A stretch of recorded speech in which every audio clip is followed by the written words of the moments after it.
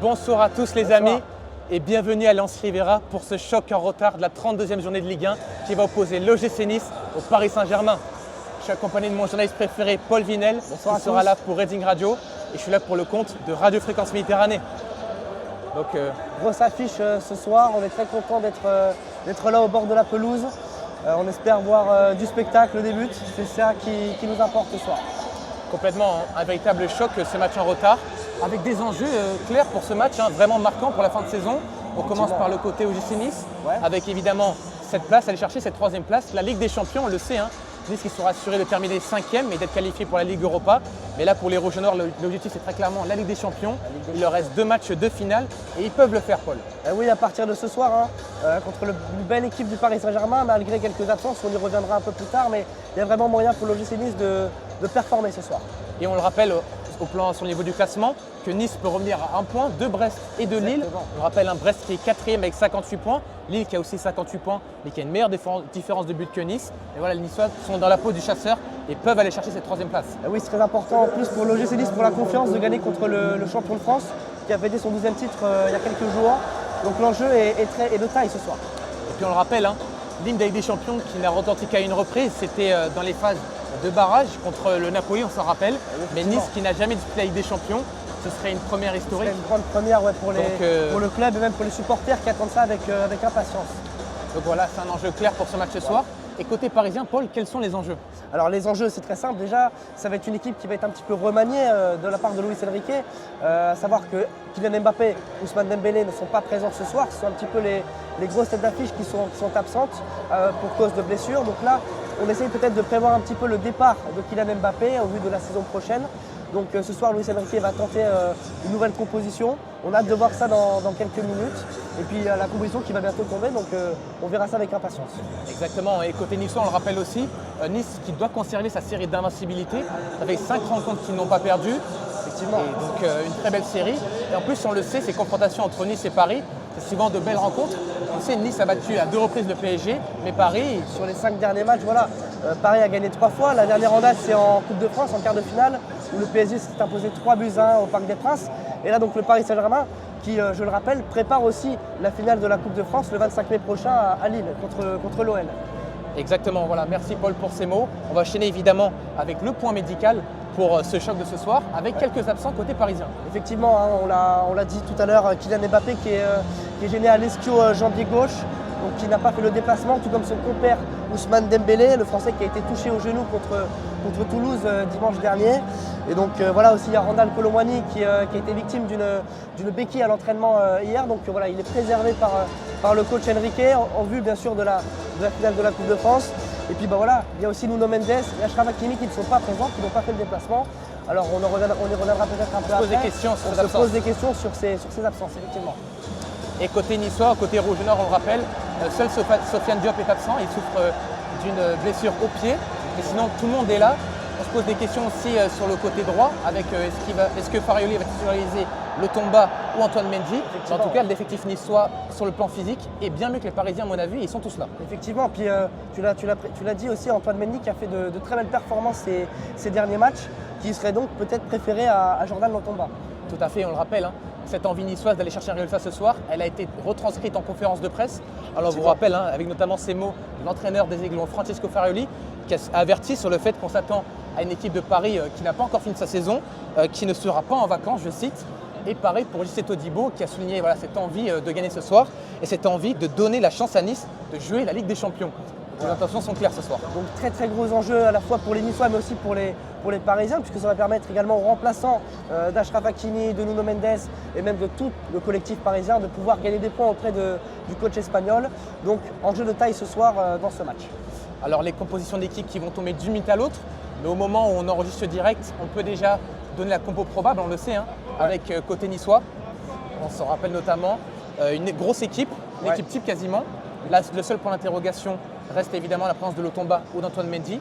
Au cage, on aura évidemment Marcin Bulka, qui a été parmi les candidats du meilleur gardien de l'année au trophée UNFP. On aura évidemment Melvin Barr à gauche. Dans l'axe, la défense de Roch avec Jean-Claire Todibo et Dante.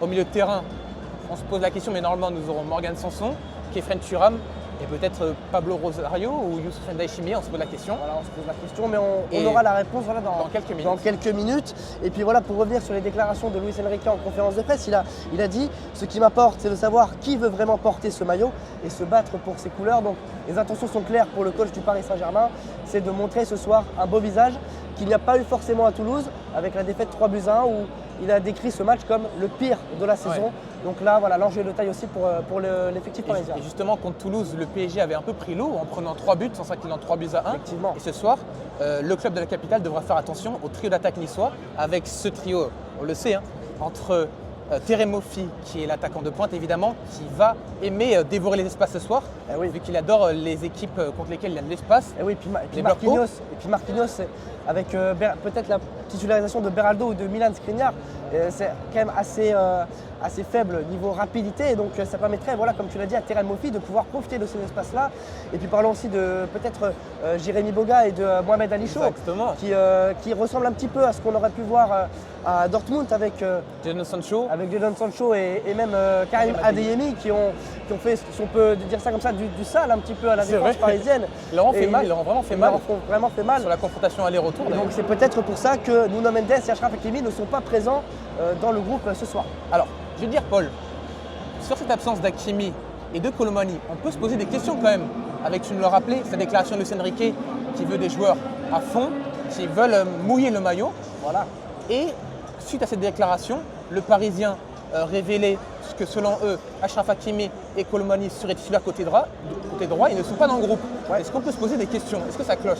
Au vu des dernières performances de ces joueurs-là qui ne sont pas présents ce soir, hormis bien sûr les blessés, on peut bien sûr se rendre compte que voilà, c'est des performances qui ne sont pas à la hauteur aujourd'hui des standards du Paris Saint-Germain.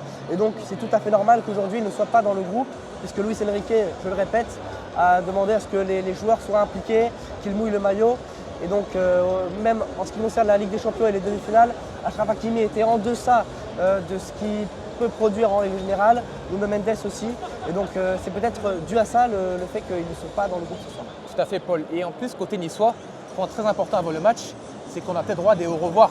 C'est la dernière à domicile de la saison. Et on a des joueurs niçois courtisés cet été.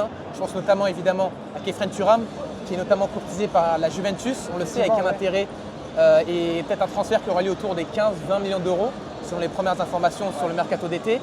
Marcin Boka aussi est très courtisé. Ouais. Mais tu parles de revoir, mais il y a aussi des arrivées à l'OGC Nice. Tout à fait. Avec Morgan Sanson qui a rencontre spéciale ce soir. Voilà, qui est officiellement niçois ce soir. Il était en prêt à Aston Villa, prêté à l'OGC Nice. Et justement, comme le club est en Coupe d'Europe, il a donc signé en tant que joueur pour la saison prochaine et c'est une super nouvelle. Voilà, donc on peut dire vraiment que c'est son premier match en tant que niçois. Donc voilà, ça va être aussi intéressant de le voir jouer sous ses nouvelles couleurs, entre guillemets.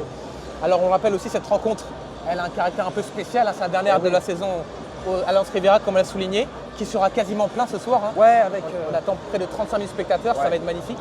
Ouais, effectivement, le stade commence un petit peu à se remplir, comme vous pouvez le voir derrière nous. La Populaire Sud est déjà quasiment complète, même si il reste encore le deuxième et le troisième anneau à remplir, mais l'ambiance s'annonce folle ce soir. On l'a même vu déjà en arrivant au stade avec le cortège qui a suivi avec des pétards, des fumigènes et les chants niçois qui ont retenti. Ça va vraiment donner des frissons ce soir et une ambiance de folie pour ce match. Et les supporters qui auront l'occasion de remercier les personnes qui ont œuvré pour leur club. Je pense notamment à Fabrice Moreau, notre ancien professeur à l'école journalisme de Nice. Et le speaker emblématique de l'OGC Nice, c'est sa dernière aujourd'hui. Ouais, et après 10 ans de bons et loyaux services. Et ça fait un petit parallèle aussi à Michel Montana au Paris Saint-Germain qui a fait ses adieux dimanche avec 30 ans passés au sein du club, avec des bons et loyaux services comme d'habitude. On aura également Willian Cyprien qui sera honoré en tant qu'aiglon d'or qui récompense les anciens joueurs niçois. Il sera en bord pelouse avant le début du coup d'envoi. Côté de Fabrice Moreau. Côté Fabrice Moreau pour recevoir son titre. Ouais. Et on le sait aujourd'hui, il y aura aussi l'élection de l'aiglon de la saison et de l'espoir de la saison. Et donc ça, voilà pourquoi pas poser aussi la question à un supporter niçois qui va peut-être bientôt arriver à ma place. Merci beaucoup en tout cas Paul pour ces mots. Tu vas revenir dans très peu de temps. Ouais. Et j'invite notre supporter, Joris, à venir, Joris Basbord, technicien de l'Allianz Riviera, à venir nous rejoindre pour donner sa parole en tant que supporter. Voilà. Joris, en tant que supporter niçois, pour toi ce soir, c'est le match de rêve? C'est le match de l'année, qu'on attend ça avec vraiment impatience. Ça va être le feu ce soir, ils vont annoncer guichet fermé. Donc maintenant, c'est à nos joueurs de tout donner sur le terrain. On rappelle, Joris, tu vas faire le déplacement contre Lille. justement ce match ultime de la saison. Tu crois encore à la Ligue des Champions? Ça va être compliqué, mais ouais, il faut y croire. Hein. C'est maintenant ou jamais, quoi. On n'a pas eu beaucoup d'occasions de faire l'exploit, de réussir l'exploit. Et c'est maintenant qu'il faut tout donner, quoi. Et toi qui es un supporter assidu du club, véritable amoureux, qui pour toi l'aiglon de la saison et l'espoir de la saison? Pour moi, le joueur de la saison, ça va être quelqu'un qui va mouiller le maillot. J'ai envie de dire Dante pour sa légende et toute l'histoire qu'il a créée ici. Et l'aiglon de la saison, le jeune de la saison, moi je vois bien Antoine Mendy, moi. Moi, il me fait bien rêver. Ouais. C'est vrai. J'aime bien ce joueur. Et en termes d'ambiance, tu espères voir l'une des plus belles que tu aies jamais vues. On sait notamment qu'il y aura un tifo ce soir. Ouais, ce soir, je crois que ça va être monstrueux. Hein. Ils ont annoncé plein d'animations et tout. Donc ouais, je pense que ça va être une des plus belles. Et c'est quoi ton pronostic pour ce match de prestige? Ah, ça va être compliqué. Moi, je vois bien. Allez, je vais mouiller, je vais dire un 3-1 pour nous. Oh, pronostic causé en tout cas. Merci beaucoup Joris, c'est passé une bonne soirée. Bon. Merci à notre supporter du gym pour ses mots. Ouais. On espère que son vœu va se réaliser avec ce 3-1 qui a été annoncé. Ouais. Et là, on voit que l'effervescence commence à monter dans le stade avec Marcin Bulka qui est à l'échauffement. Ouais. Et l'ambiance commence à monter. On le sait ce soir, 35 000 spectateurs attendus. Ça va être le feu ce soir à l'Alliance. Et Paul, on sait aussi qu'il y a un tifo qui est prévu. Ouais, alors il y a un tifo qui a été leak sur les réseaux sociaux il y a quelques jours. Alors je ne sais pas si le gars qui a leak la vidéo a bien terminé.